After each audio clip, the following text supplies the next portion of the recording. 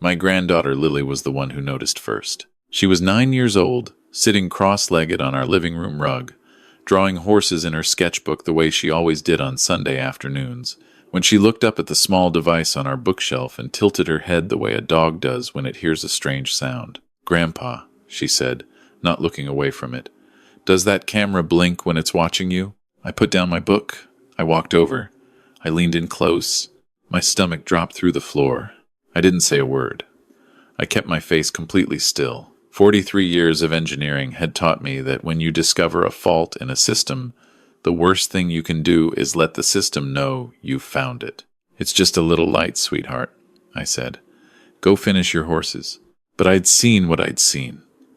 And 3 weeks later, my son-in-law was sitting in a courthouse watching everything he'd built fall apart around him. Let me start from the beginning. My wife Margaret and I have lived in the same house in Franklin, Tennessee for 31 years. We raised our daughter Claire here.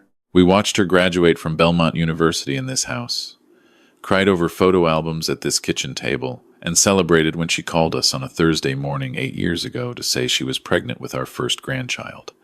This house has good bones and good memories. Margaret planted rose bushes along the back fence the year we moved in. They still bloom every spring without being asked. We are not rich people.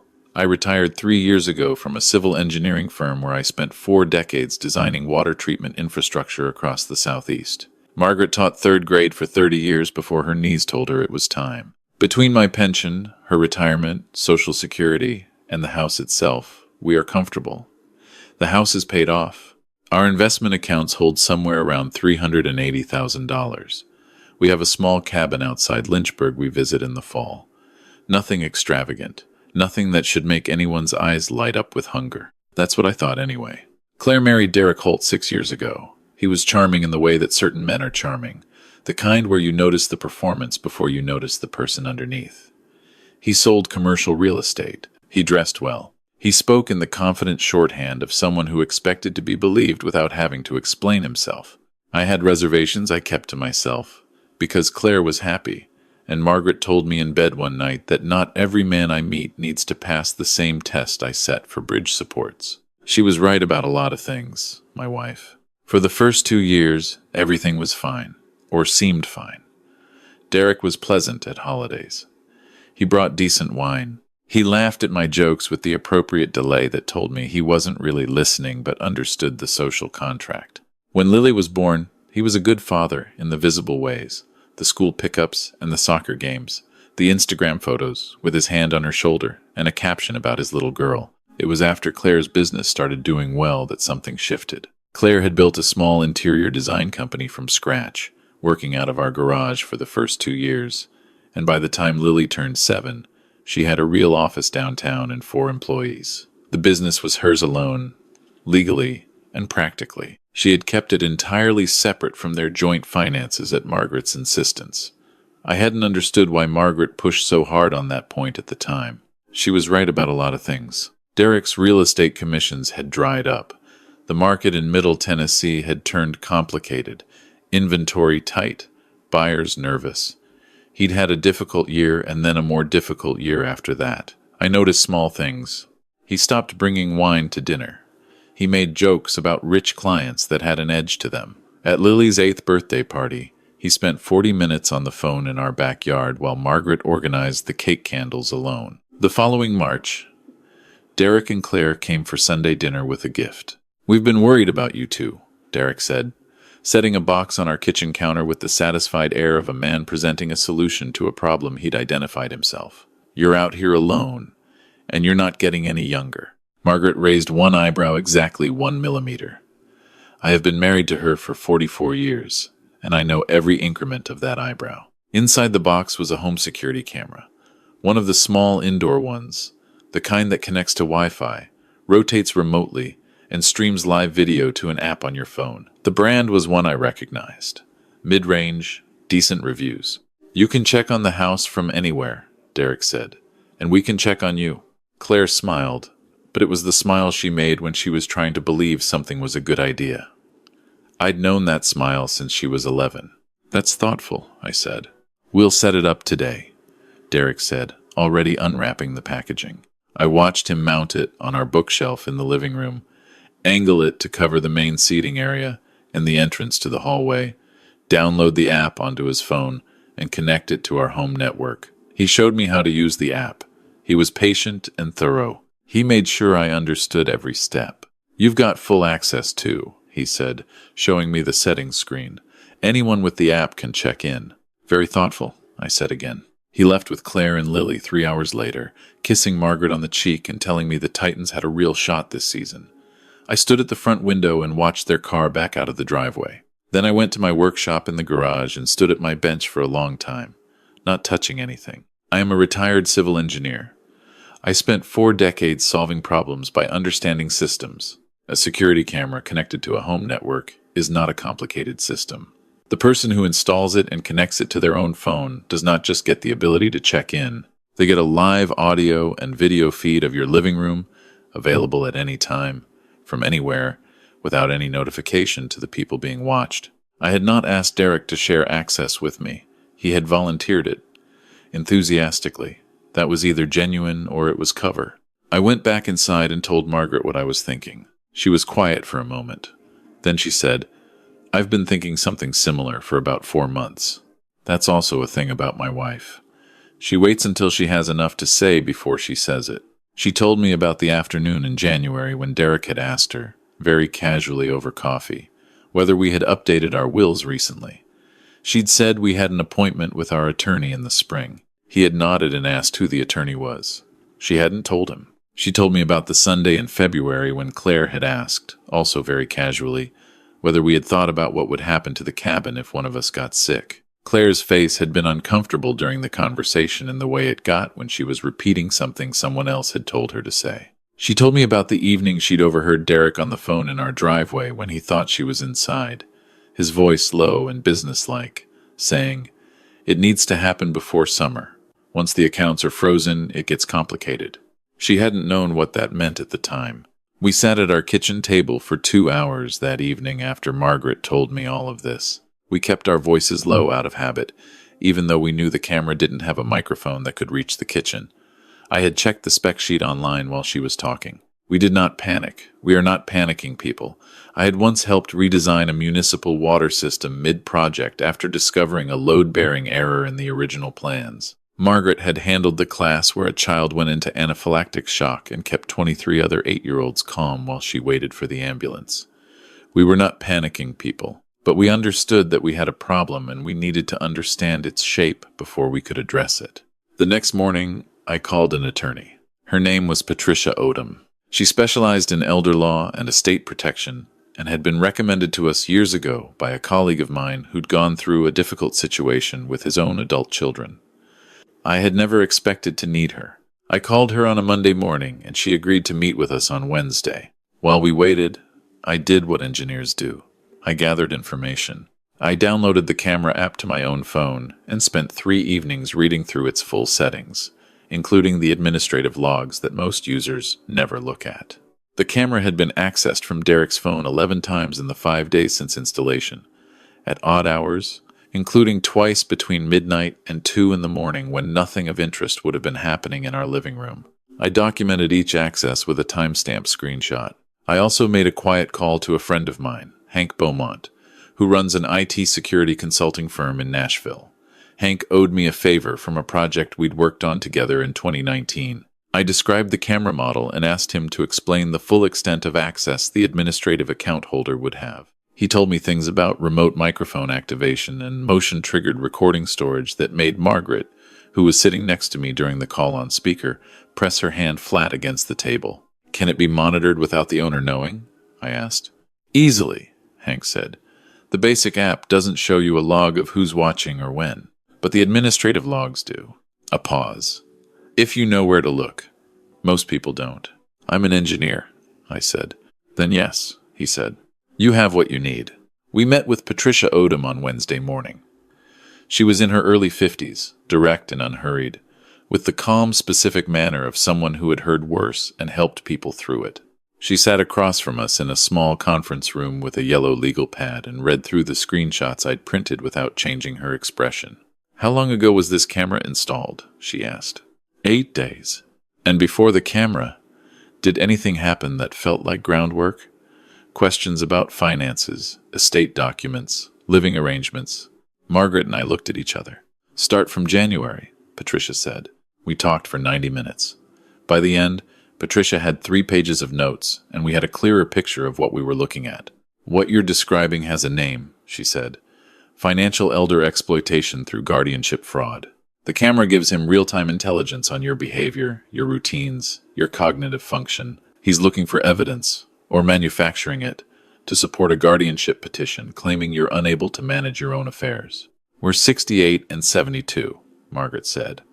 I can still do the New York Times crossword in ink. That won't matter if the petition is filed convincingly and you don't have legal representation ready, Patricia said. Has he asked about your doctor, whether you've had any memory issues, whether you sometimes get confused? I thought about Thanksgiving. Derek had asked me twice in the same evening whether I'd taken my blood pressure medication. He'd asked in front of Lily, with a gentle, concerned face. I'd assumed it was genuine concern. Yes, I said. Patricia nodded once. I want you to do 3 things. First, do not remove or alter the camera yet. Let it be where it is. Second, keep a written log of every interaction with Derek or Claire that involves your health, your finances, or your living situation, with dates and exact words as best as you can remember. Third, do not tell Claire what we've discussed. Not yet. That last instruction was the hardest one. Claire was our daughter. She had our granddaughter's nose and Margaret's laugh and the habit of leaving cabinet doors open that had driven me mildly insane for 30 years. Whatever Derek was doing, I still believed she didn't fully understand it. The way she'd looked during the conversation about the cabin. The smile she'd made when Derek presented the camera. But Patricia was right. If Claire told Derek what we knew, we would lose our advantage. And we had a very small window. We went home and did exactly what Patricia told us to do. The following 3 weeks were the longest of my retirement. We moved through our days deliberately. We had dinner at the kitchen table. We watched the news. We called Lily on FaceTime on Saturday mornings because that was our routine and we kept our routines. We said nothing in the living room we wouldn't want recorded. I kept detailed notes in a paper notebook I stored in my workshop. Margaret kept hers in a locked drawer of her desk that had held her grade books for 3 decades. During that time, Derek called twice. The first call was to ask about our plans for Memorial Day weekend, friendly, casual, suggesting we might all go to the cabin together. The second call was to mention, offhandedly, that he'd had a conversation with a financial advisor friend about retirement account management, and he'd be happy to introduce us if we were interested in a review. I thanked him and said we'd think about it. Patricia filed what she needed to file to put our legal protections in order. She reviewed our existing estate documents and identified 2 that would need to be updated with specific language that would make any unauthorized guardianship petition significantly more difficult to pursue. She told us that with our evidence, combined with our clear cognitive and financial competence, we were in a strong position. But she also told us that strong positions still needed to be defended. Then Lily told me about the camera light. That Sunday afternoon, after Lily said what she said and I told her to finish her horses, I walked very calmly to our back porch and stood in the cold March air for approximately 3 minutes. Then I walked back inside and sat down next to my wife on the couch, where the camera could see us, and I picked up my book. It's recording audio, I said, very quietly, without looking at her, in the voice I used when I was telling her something under the noise of a crowded room. 44 years of marriage builds a private language. Margaret turned a page of her magazine without any change of expression. Kitchen, she said. We got up separately, and naturally, she to refill her tea, me to get a glass of water, and met in the kitchen where the camera's microphone range didn't reach. I told her what I had found that morning while she was at church. I had spent 2 hours with Hank's guidance going through the administrative logs again, this time with a different tool he had sent me, and I had found a secondary access account linked to the camera that was not Derek's phone and not mine. The account had been accessed from a laptop 63 times in 22 days. I had looked up the account registration. The name on it was Gregory Holt, Derek's younger brother, a man who handled financial services in Murfreesboro, who had joined us for one Thanksgiving 4 years ago and made a comment about our neighborhood that had made Margaret excuse herself to the kitchen. He's got someone outside the household with access, Margaret said, holding her mug with both hands. Which means they're building a file. 63 sessions over 22 days. Video and audio. Looking for confusion, conflict, instability. Anything they can use. Margaret was quiet for a moment. We've been performing health for 3 weeks for a camera in our own living room. Yes. She set down her mug. I'm getting angry now, Robert. Good, I said. So am I. I called Patricia that evening and told her about Gregory Holt. She was quiet for a moment on the other end and then said, in the level voice that I had come to understand meant she was reassessing the scope of the problem. That changes things. If there's a third party involved who handles financial services, this isn't impulsive. This was planned. I know. How quickly can you come in? We were in her office the next morning. Patricia had done overnight research on Gregory Holt.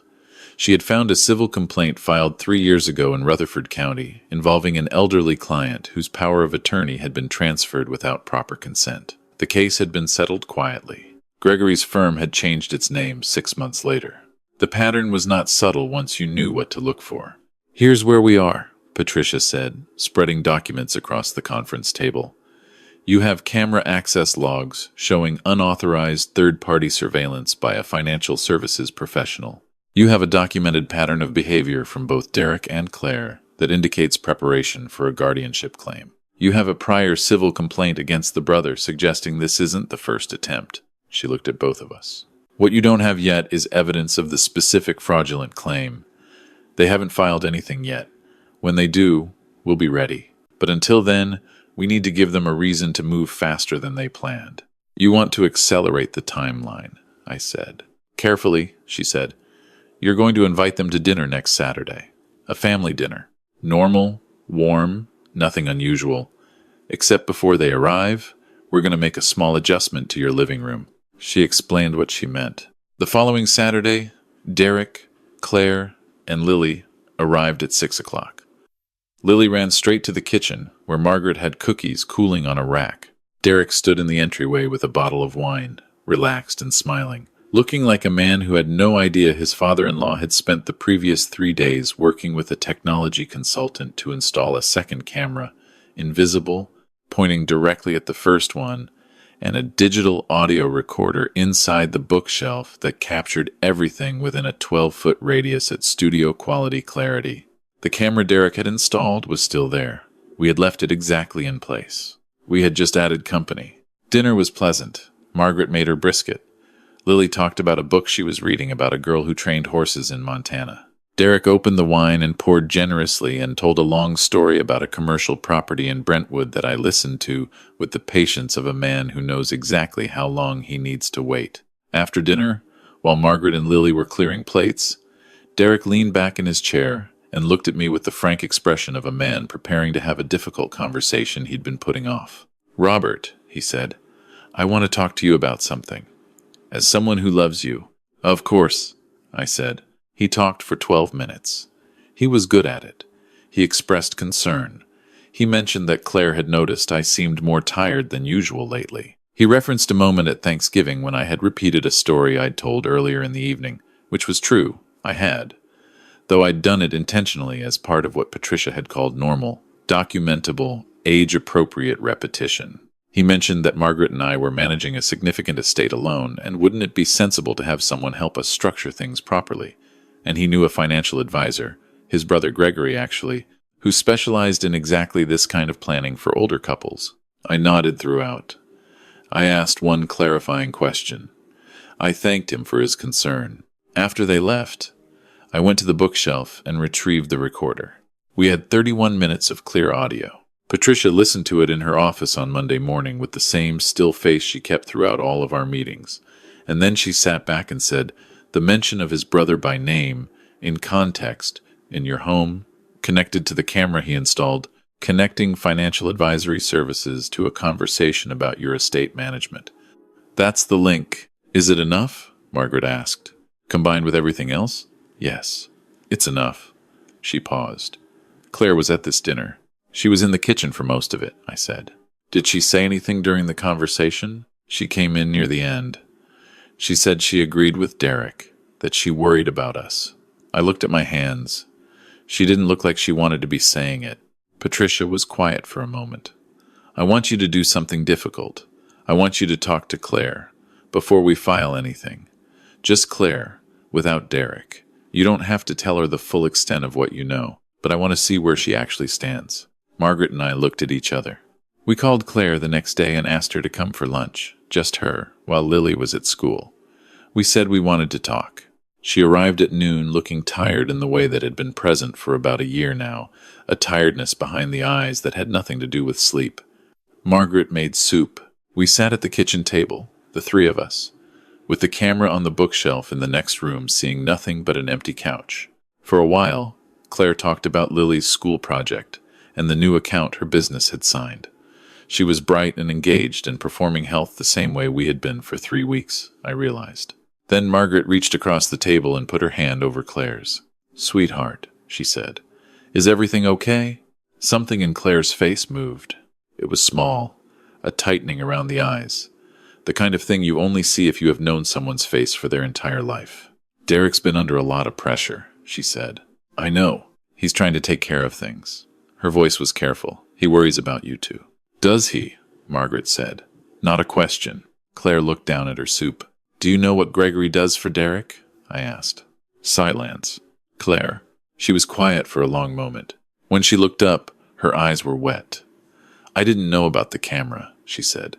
"I mean, I knew about the one we gave you. I didn't know Gregory had access to it. But you knew Gregory was involved in something."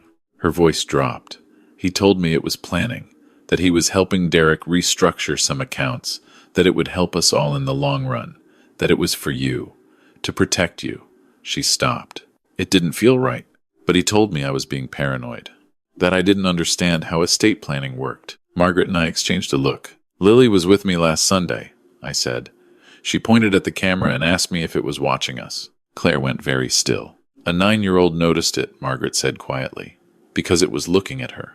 The sound Claire made was not quite crying and not quite anything else. She pressed her hand over her mouth for a moment. Then she said, "What do I need to do?" We told her.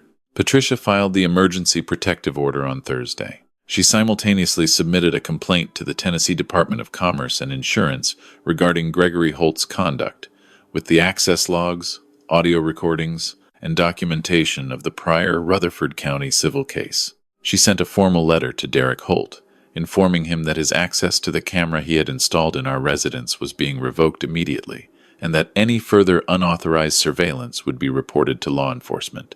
Derek called me 20 minutes after the letter was delivered. I did not answer. He called twice more that afternoon and once that evening. I documented each call without answering. The guardianship hearing Patricia had anticipated was requested by Derek 3 days after the letter, rushed and sloppily filed, which Patricia had expected. She told us that desperate people file sloppy paperwork. The hearing was scheduled for the following Friday. We walked into the Williamson County Courthouse that morning with Patricia Odom ahead of us and Claire behind us.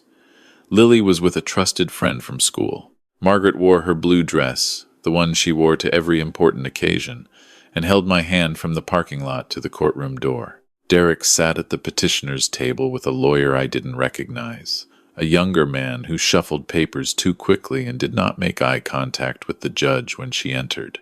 Judge Susan Hayward was 63 years old, with white hair, and the particular composed authority of someone who had decided exactly how much of people's nonsense she was willing to tolerate, and had arrived at a specific low number. Derek's attorney presented the guardianship petition. Derek took the stand.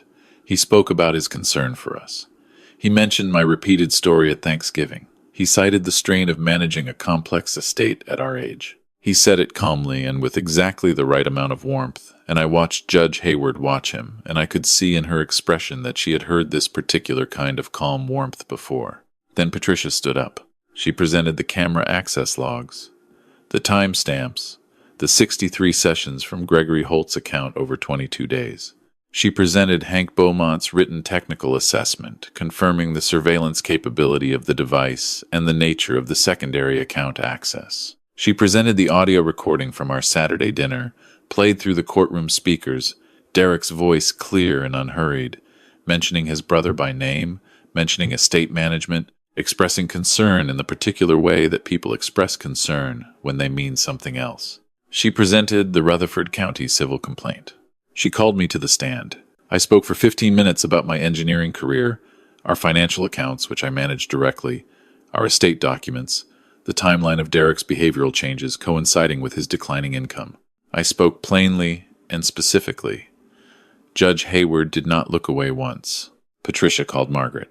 Margaret spoke for 10 minutes. She was precise and dry and slightly funny in the way she had been with parents at school conferences for 30 years.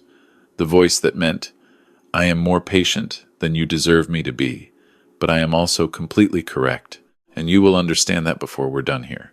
Patricia called Claire to the stand last. Claire sat down and folded her hands in her lap and looked at her husband for one long moment before she turned to face the judge. She told the truth, all of it, including what she hadn't known and what she had known and hadn't wanted to look at too closely. She talked about the pressure she had felt, the conversations she had been coached through, the way Derek had framed her own parents as a problem to be managed. She cried twice and stopped crying twice and kept going. She told the judge that her parents were the two most competent people she had ever known and that she was ashamed it had taken her this long to stand in the same room and say so out loud. The courtroom was very quiet. Judge Hayward looked at Derek's attorney and asked one question. Does your client wish to amend any part of his petition in light of this testimony?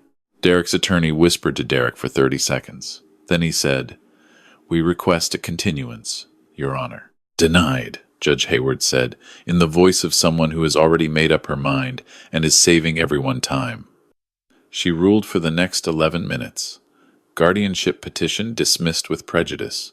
Referral to the district attorney for investigation of elder financial exploitation and unauthorized surveillance. State bar referral for Derek's attorney regarding the conduct of the filing. Restraining order preventing Derek Holt and Gregory Holt from accessing any accounts, records, or devices belonging to Robert and Margaret Whitfield pending criminal investigation. She looked at Derek at the end, and it was not a long look, but it was the kind of look that stays with a person. Mr. Holt, she said, this court has seen this kind of case before. A senior couple, a family member in financial difficulty, an estate that looks, on paper, like a problem to be solved. What you appear to have missed is that these people are not a problem. They are people. This court will not forget the distinction, and I suggest you don't either. She closed the file, and that was that. In the months that followed, the district attorney's investigation moved forward.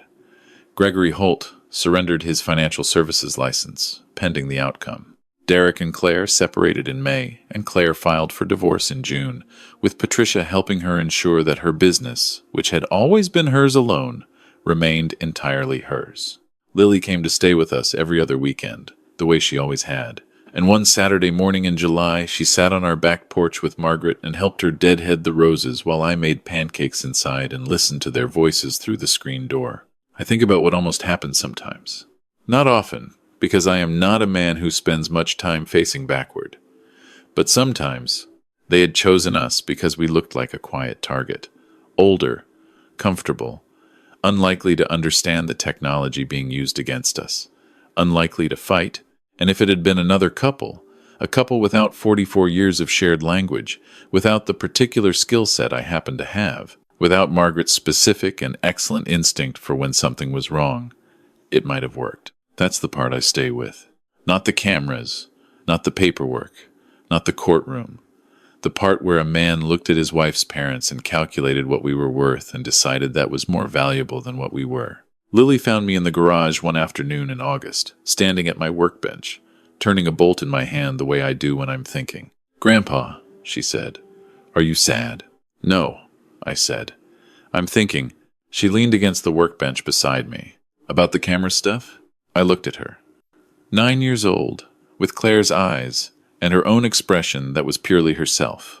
"A little," I said. "I'm glad I noticed," she said. "The blinking." "So am I, sweetheart." I set down the bolt and put my arm around her shoulder.